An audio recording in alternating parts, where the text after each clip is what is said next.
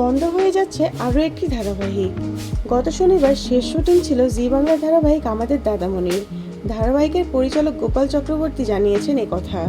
জানা গিয়েছে বিনা নোটিশেই নাকি বন্ধ হয়ে যাচ্ছে ধারাবাহিকটি। যে কোনো ধারাবাহিকের রেটিং বা নম্বর ভীষণ গুরুত্বপূর্ণ।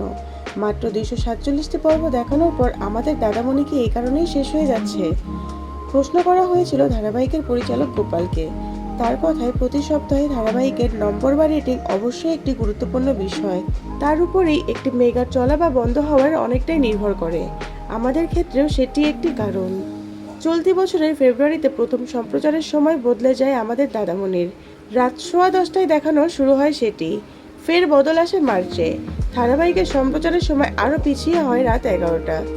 এদিকে পরিচালক না বললেও অন্তরের খবর জি বাংলার নতুন 2 মেগা কমলা নিবাস ও অন্নপূর্ণা লক্ষ্মীরাকে জায়গা করে দিতেই কোপ পড়ল আমাদের দাদামণির উপরে।